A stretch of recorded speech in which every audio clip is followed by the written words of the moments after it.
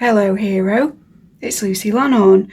This is the reading for the full read moon in Taurus as well as the lunar eclipse, which is happening live within half an hour of whenever you're seeing this reading, if you're viewing it as it uploads. And if you're not viewing it as it uploads, just know that you can treat these as timeless readings and it will be relevant for the period of the next few days. Now, if you're seeing this at the full moon, this is covering the period of the full moon and also the disseminating or the waxing gibbous immediately afterwards. So this is the energy of the upcoming few. I do 4 of these a month, so if you're not subscribed, please do consider it. And we'll sort of keep checking in every few days, but this is just a description of what's happening with you, those around you, what energies you might interact with over this time. And I suspect that considering that both readings this month have had an element of communication to them, and certainly you can hear that in my throat, filming back to back and working with the throat chakra. I have cleansed, guys, but who knows what will come out. Yeah, but with it being about communication and also with it being an eclipse energy, there may be some quite sort of big stuff coming out if that's what you're looking for. So we're working with the Caroline Miss Caroline Mace archetype deck. Oh, that was already backwards, so we'll use that, shall we? Heading to the cinema, wicked. We're also working with the This Day I Am oracle cards, which advise on certain activities to kind of take your mind off whatever else is going on. Damsel, that's an interesting one. And then these are my DIY love communication deck, which I use for my private readings, book down below. Although they're not necessarily for a love reading, they're also not necessarily direct communication to you. So please don't feel triggered by anything that you see here. Yeah, particularly in this one, because they just speak to the general energies that we're about to delve into in a broader way. We're also using the Blood Tarot this time, which I absolutely love because of the Rorschach imagery, acting like an extra oracle deck on top of doing tarot. So you might want to check that out on Etsy if you haven't already. I believe the designer of this deck used her own blood for all of the images, and it took a long time to gather and implement in this way, which I think is a very beautiful thing, but I know some people are a bit squeamish, so just treat them as Rorschachs if you're a bit like that. Oh, we've got a world in reverse now. That's interesting because I just pulled it upright, if you guys saw. This one wants to come there. Whoop. Okay. Chill out. Oh, you wanna? Okay. Over there? Down here? Down here. Sorry guys, I do talk to my cards as I shuffle. You can skip to full reading if you wish. 2 more to go.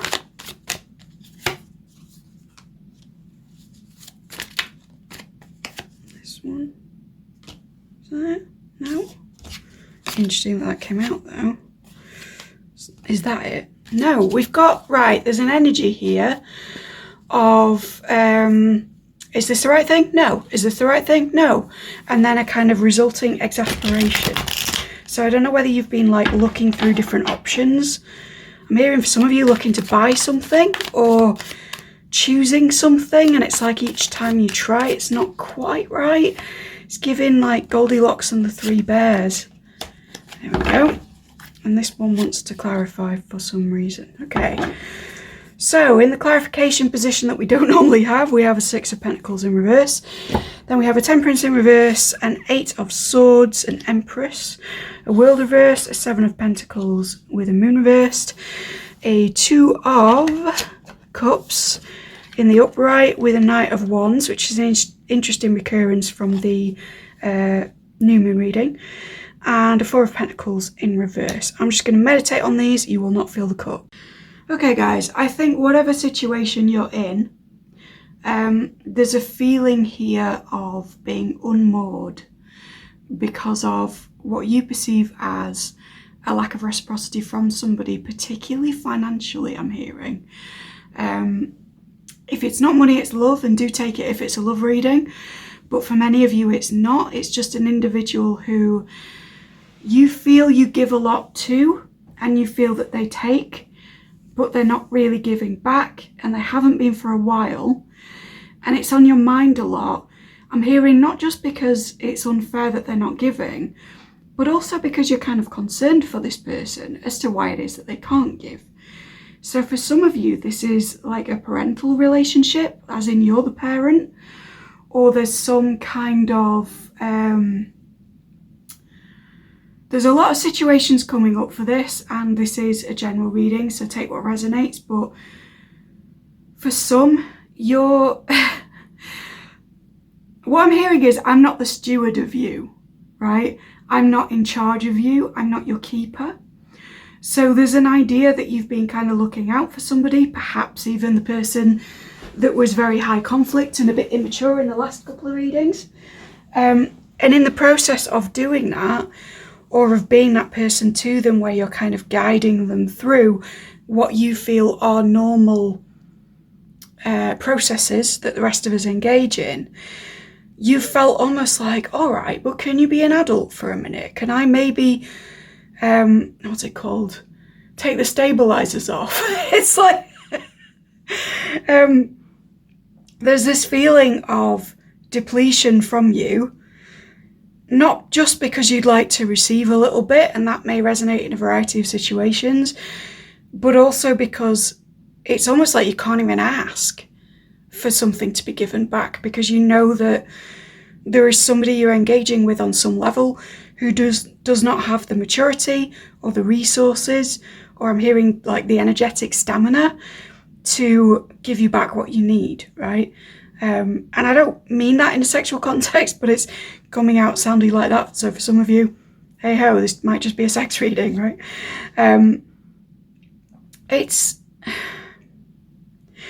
I think it's affecting everything for you. I mean, a moon in reverse is always a concern over a time that we also have a full moon eclipse, and an eclipse season, right? It seems to be a time for a lot of perilous transits for a lot of us. But with this one, I'm seeing like a brain scan here, and then I'm also seeing a manta ray moving through the water, which makes me think of Moana and also of my own childhood and how I got messages. And it makes me think almost like you've been cut out of receiving your own guidance, particularly if you're a reader or a psychic or a witch or something like that, because of how much you've been moderating your own energy to make sure that one specific person, but also kind of everyone, is okay and going at their pace. And I feel like there's an impatience overall in this reading of like, come on, can we just go faster? I don't want to hold your hand anymore. I need something back from you, right? It's interesting that we have damsel in the light. It says, understanding the nature of healthy romance, and it inspires you to rely on yourself. So where this is a love reading, this is also a contrast reading for you manifestors. This is what it looks like to get what you don't want. And you may be going, well, yes, Lucy, I know that. Thanks. But where does that leave me? And your answer is in being really, really specific about where you want to go next and exactly what it is that you require. Not just want, but what you need.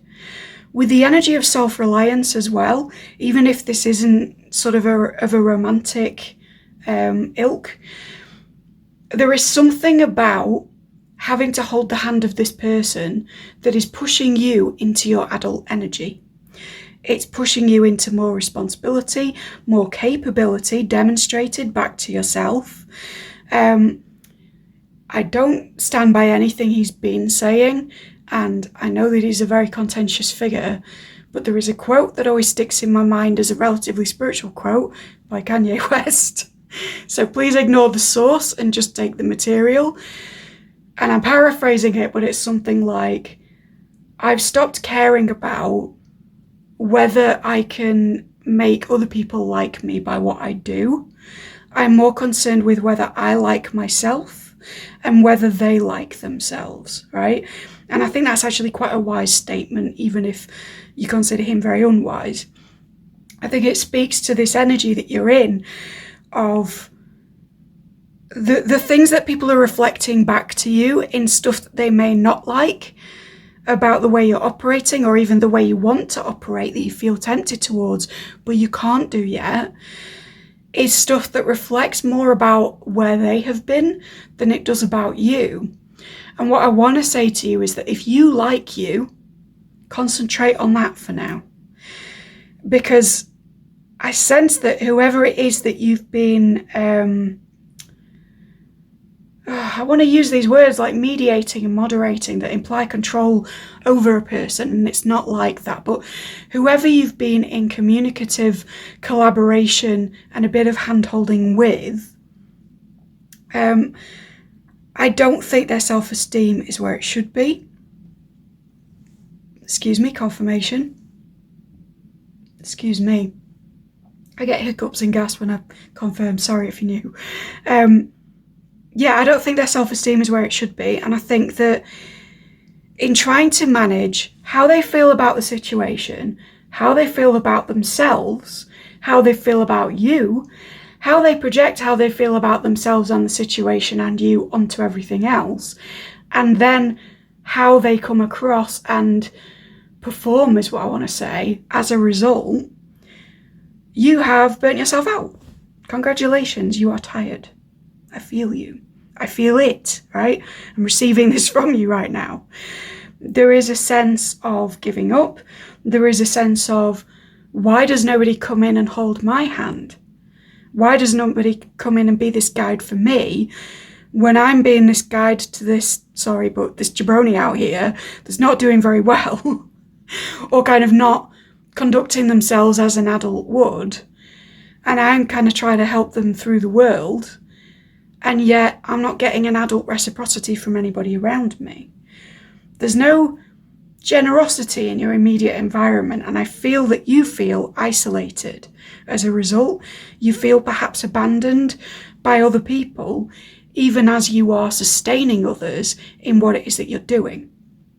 Particularly if you are an energy worker, because this is getting my throat something rotten, so you need to cleanse, right? I don't know whether you can hear as well, but occasionally when my throat's sore, it sort of splits to two voices, because I had some stuff with my vocal cords when I was a kid, put it that way. And my voice splitting to two implies somebody who can receive information and channel it to other people. So whether or not you know that you've got that ability, if that's resonating with you, I think it's affecting your ability to do that. And again, it's this moon, it's tapping into your inner instinct, to the manta ray in the water. What else did I want to say regarding these? It's affecting your ability to travel in a literal sense, not just because of the world reverse, but because this looks like countries to me. It looks like a flight path as well. And with this Seven of Pentacles, I got it's always reflection. So it can be also rumination. It can be going over and over the same ground, and note there's kind of repetition as well as symmetry in this imagery. For some reason, I got got a view above a function room of somebody at like a dance or a ceilidh or a party, but like more in a sort of family friendly way party, because it's in a function room, and they're stuck as a wallflower.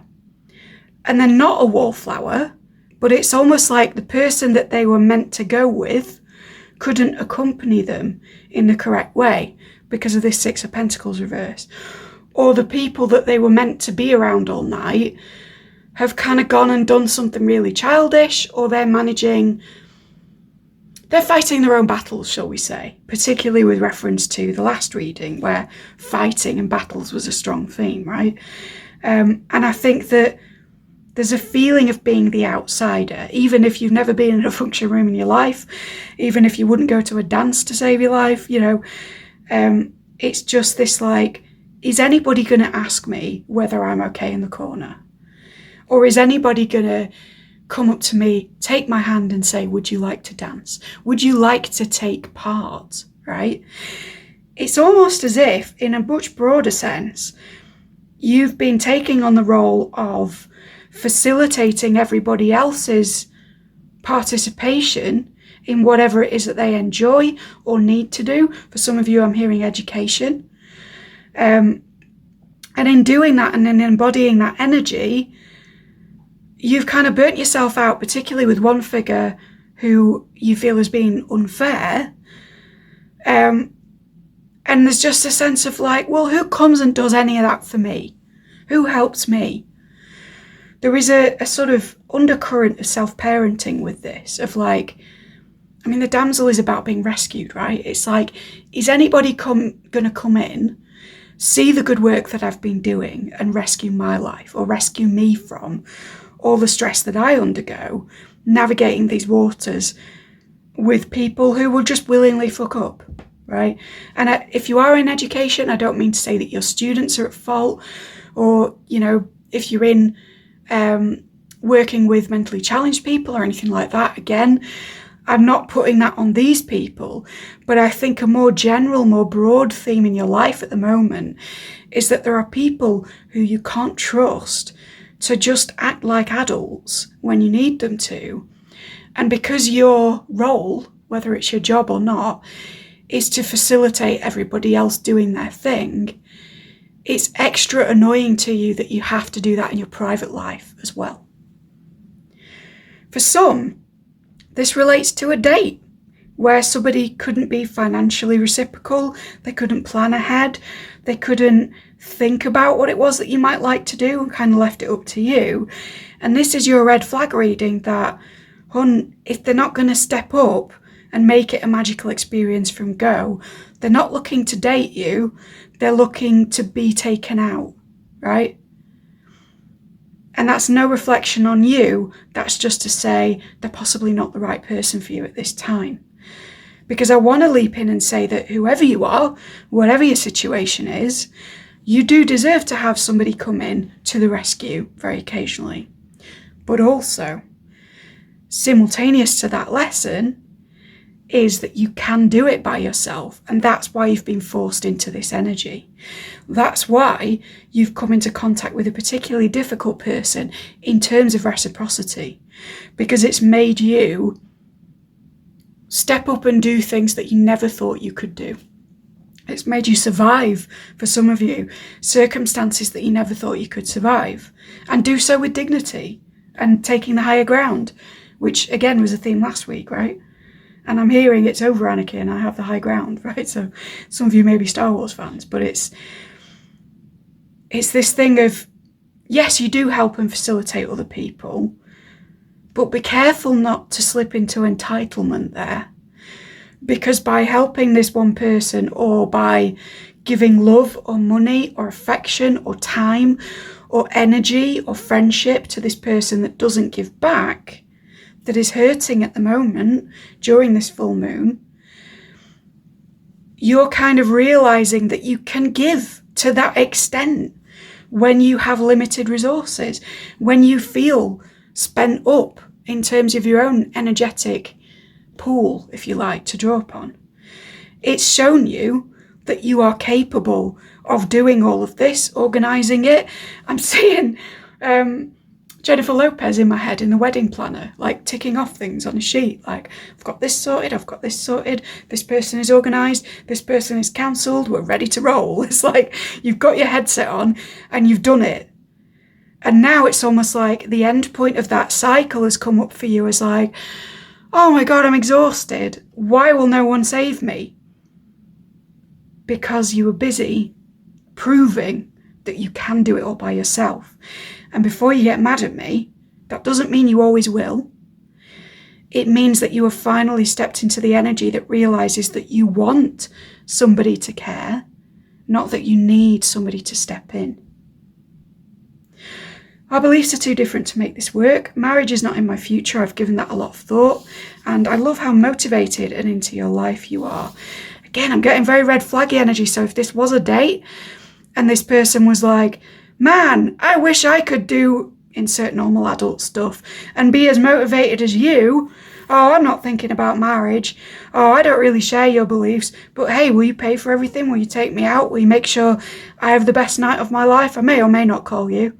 It's that vibe, right? So if that's you, elevate, raise your standards, make sure you know what your standards are, make sure that you know that you are worthy of as a person to ask of a nice meeting with somebody where things are reciprocal, right? It's okay to want somebody to take care of you in certain circumstances.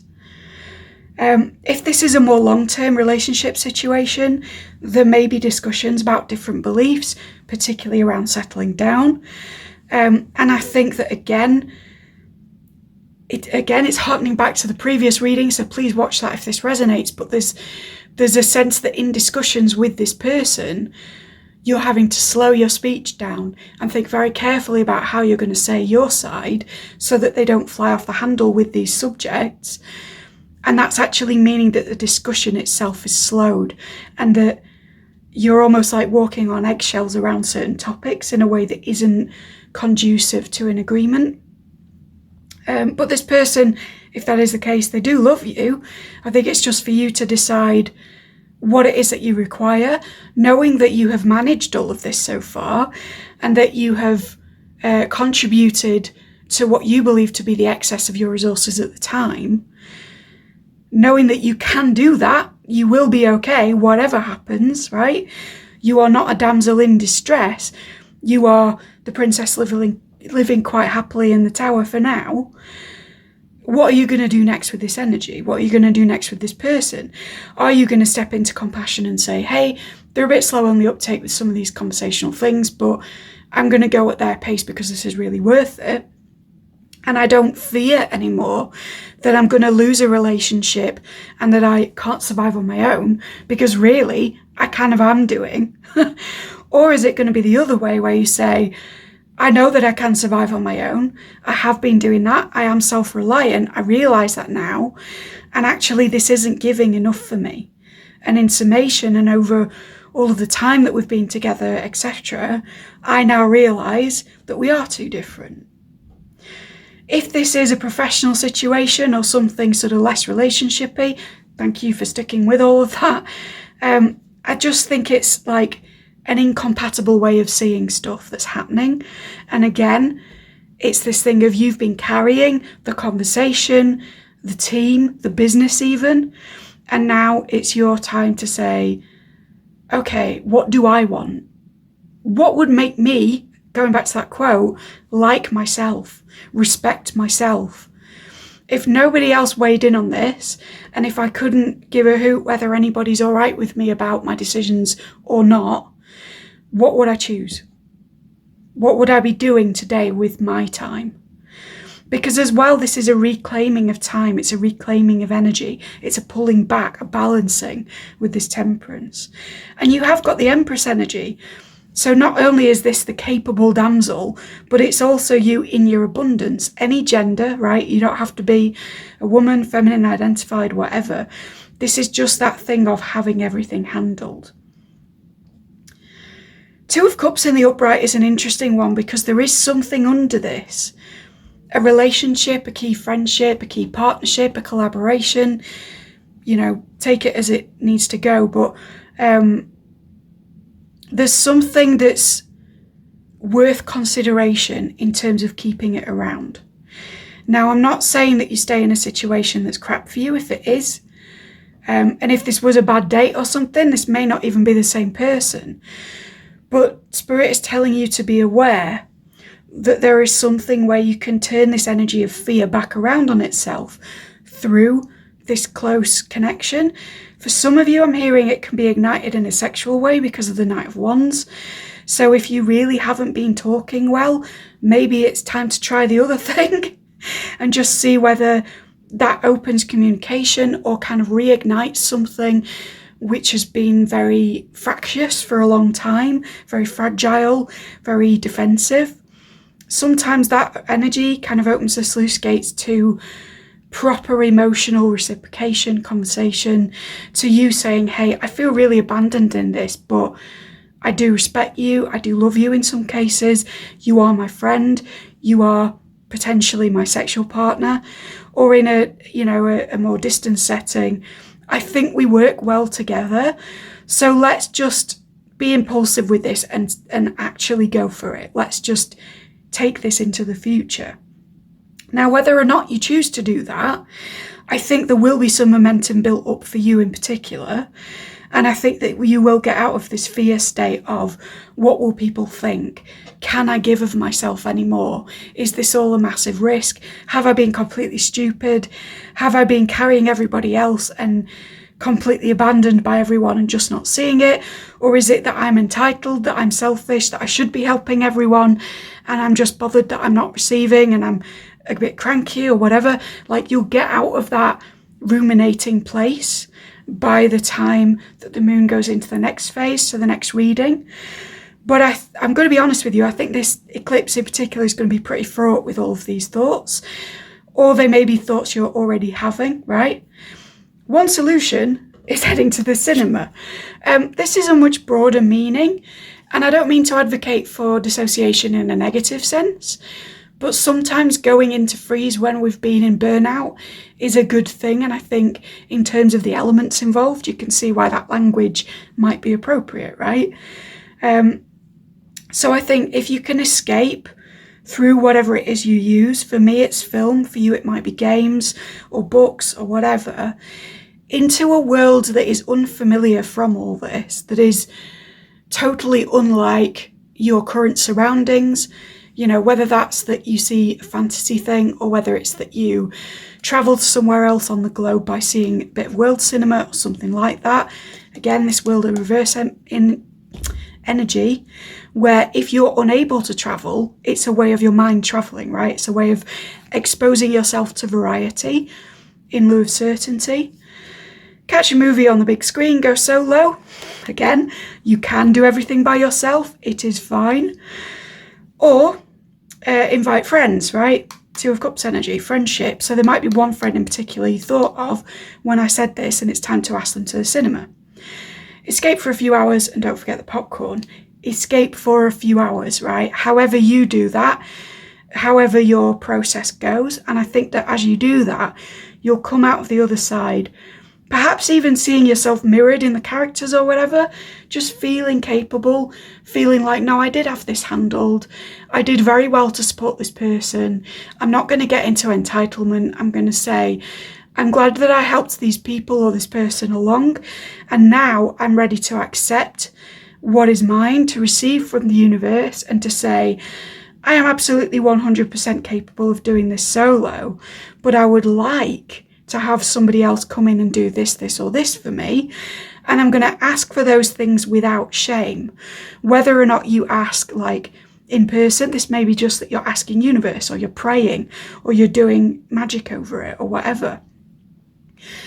I think I keep going back to that quote. I think you need to like yourself over this time period and be less bothered about whether other people like what you're doing. Because there are some people in your life that are just not on your wavelength, that you won't please. And there is also an energy where part of you feeling capable and building strength and self-confidence and belief in yourself that you can do the sort of amazing, good, wonderful stuff that you want. Part of that has coping with the stuff you don't like within it. And sometimes that's including an element of rejection. So it may even be that you need to piss some people off, or have some bad dates, or have some awkward conversations, or some conversations that just devolve into sex, or whatever it is for you, in order to get to a place where you feel big enough in your own energy, stable enough in your own vibe, to articulate what you want to the world in a way that's okay to ask for it, right? That knows that you've done a lot of good things. There are maybe things in your past you regret, but you are absolutely worthy of the things that you desire, and you're going to go after them because you've got you first, and that's what's most important. If this was helpful, please like, subscribe, ding the dong. Thank you kindly. I will be here for the rest of October with hopefully a reading a day. If you want to see more lunars, it is good to hit the bell, because you'll get the notification that they're up on premiere, which means that you'll see the lunar readings within the exact phase of whatever this left-hand side is, sort of as it happens, or within half an hour. If you want something else, you know, love, money, lucky dip, you name it, check out the playlists on the rest of the channel, or go to the playlists of everything I've uploaded so far, hit shuffle and go to the first thing you see and the first pile you want, and that's the message for you. But I do hope I see you again. Let me know in the comments what you thought, and take care till the next moon phase.